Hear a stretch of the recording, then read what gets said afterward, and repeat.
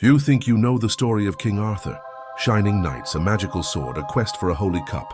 But what if that entire legend, the one that has defined heroism for centuries, is a carefully crafted lie? A beautiful veil thrown over a much stranger and far more powerful truth? What if the Knights of the Round Table were not just Britain's first elite warrior brotherhood, but its first and most potent occult secret society? We're told the Round Table was a symbol of equality among knights. A noble idea, certainly, but perhaps a little too simple for a world-class strategist like Merlin. What if the table wasn't furniture, but a cosmic diagram, a mandala designed to channel unseen energies and focus them into the world? Forget the jousting tournaments and the tales of courtly love for a moment. Instead, picture a circle of warrior mystics, initiated into ancient secrets that predated even the Romans, secrets whispered on the windswept plains of a land steeped in deep magic. Their true quest wasn't just to unite a broken kingdom against Saxon invaders, it was to anchor a new reality, to forge a spiritual bulwark against the forces of chaos that threatened to swallow the world in a new dark age. The stories we know, the tales of Lancelot, Galahad, and Percival, might be nothing more than exoteric allegories, breadcrumbs left for the uninitiated. Tonight, we peel back the polished armor to look at the hidden doctrine underneath. We are not asking if Camelot existed. We are asking what Camelot truly was. The answer might just change everything you believe about the hidden forces that shape history. To find the secret of the Round Table, we first have to leave the familiar, sunlit courts of Camelot and journey back in time, into the misty, untamed landscapes of pre-Christian Britain. Before the French romancers gave Arthur his shining armor, he belonged to the Welsh. In texts like the Mabinogion, he is not a polished king but a fierce chieftain, a war leader who walks the line between our world and the Otherworld. Picture this, a rugged landscape under a grey sky where the veil between worlds is thin. Here, Arthur's primary foe isn't a rival lord, but a giant, a witch, or a supernatural boar. One of the oldest poems, Près d'eux Anwefen, or The Spoils of Anduin, details an expedition led by Arthur into the Celtic underworld. His goal? To seize a magical cauldron of inspiration and rebirth. This isn't a state visit. It's a shamanic raid on a supernatural realm. This is the raw material of the legend, a world steeped in a deep, telluric magic. This Arthur doesn't need a crown. He commands the very spirit of the land. So how did this primal warrior become the icon of chivalry we know today? The transformation began in the 12th century, when poets like Chrétien de Troyes took these wild Celtic tales and wove them into the fabric of courtly romance. The magic wasn't erased, it was translated. It had to be to speak to a new era. The old gods became saints, the otherworldly cauldrons became the Holy Grail, and the warrior band became an order of knights. The raw power was still there, but now it was encoded in symbols. Let's look at the primary tool, the Round Table itself. We're told it was about equality, but that's just the first layer. A circle is a universal symbol for totality, for the cosmos. Imagine Merlin not as a simple wizard, but as the master architect of this system. He creates a living mandala, a space where the energies of 12 primary knights, like the 12 signs of the zodiac, could be balanced and focused. Their purpose wasn't just to win battles, but to harmonize the spiritual energies of the kingdom. The table wasn't just a piece of furniture, it was an esoteric engine, and the knights themselves, their quests were not just adventures, they were initiations. Take the most famous of all, the quest for the Holy Grail. In the most popular versions, it's the Cup of Christ. But in earlier, more esoteric tellings, like Wolfram von Eschenbach's Parzival, the Grail is something far stranger. It's a stone, the lapsit exilis, a jewel that fell from the heavens, capable of sustaining life and revealing divine mysteries. It was guarded not by monks, but by a mystical order of knights, the Templeisen. This reframes the entire quest. It becomes a journey into the self. Each knight who fails like Lancelot does so because of a spiritual flaw, his attachment to the world. The ones who succeed, Galahad, Percival, and Bors, represent the different states of consciousness required to perceive this ultimate reality.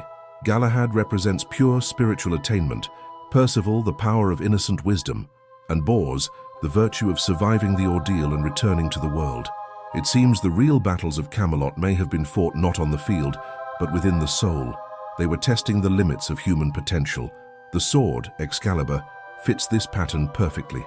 Pulled from a stone or received from a hand rising from a lake, it represents a power that is not taken by force, but granted by a higher, hidden authority, the spirit of the land itself, often personified as the Lady of the Lake.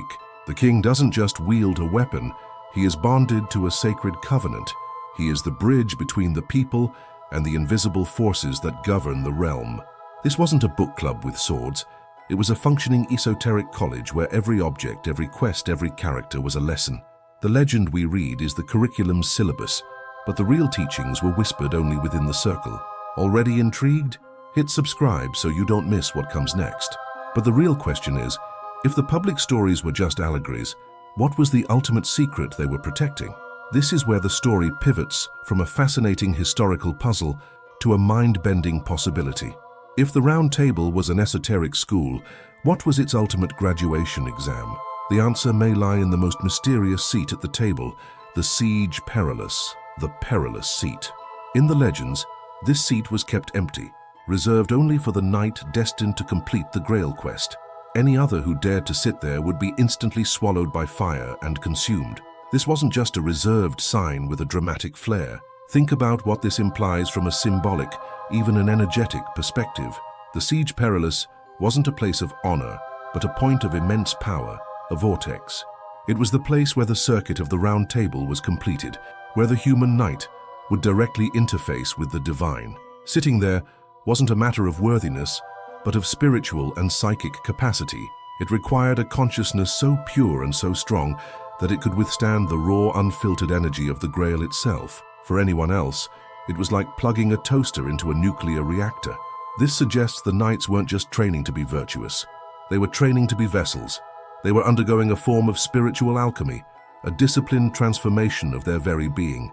The tales of their jousts, their battles against dragons and giants. What if these weren't literal fights? What if they were allegories for internal combat, battling the dragon of one's own ego, the giant of despair, the witch of temptation?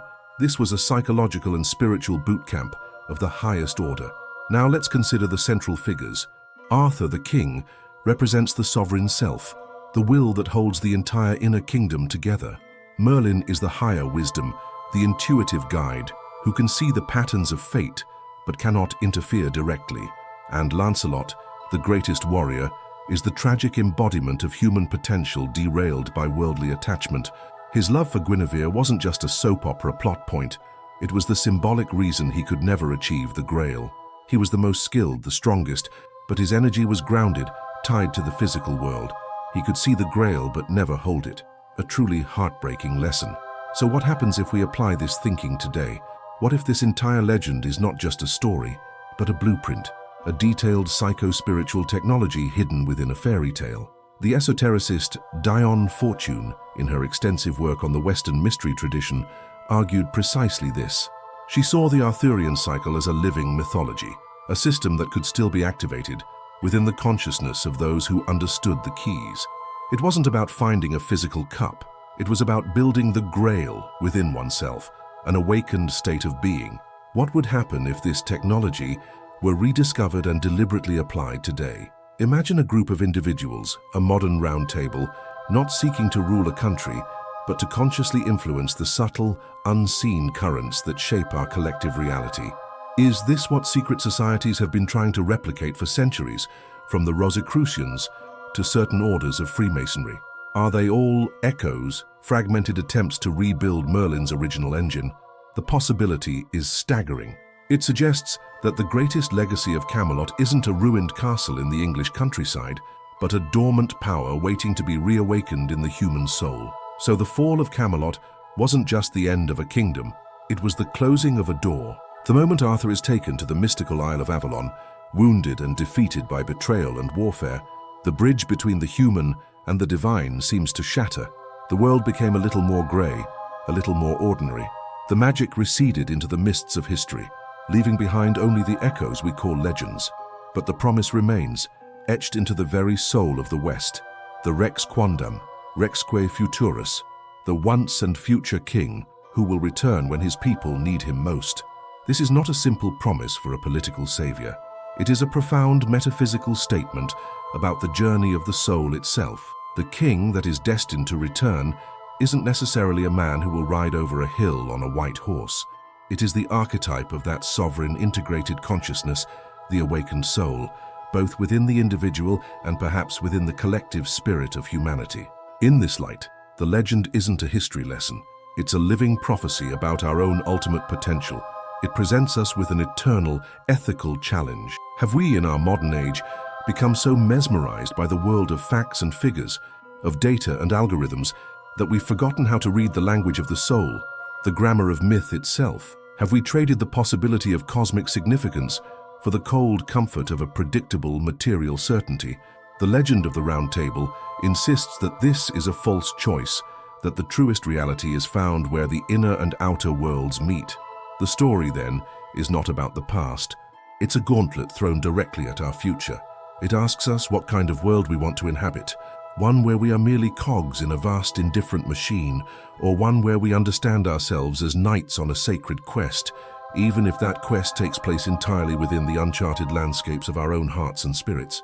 The real Grail isn't an object to be found, but a state of being to be achieved. It is the deliberate re-enchantment of our own universe, the radical act of believing our lives are part of a cosmic story far grander than we dare to imagine.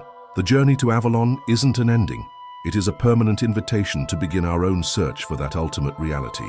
And that's our hunt for now, a deep dive into the borderlands where history, myth, and philosophy collide. This was a journey through documented history and tantalizing what-ifs, all grounded in rich bibliographical sources. Liked this journey into the heart of the mystery? Hit subscribe and join the hunt for what comes next.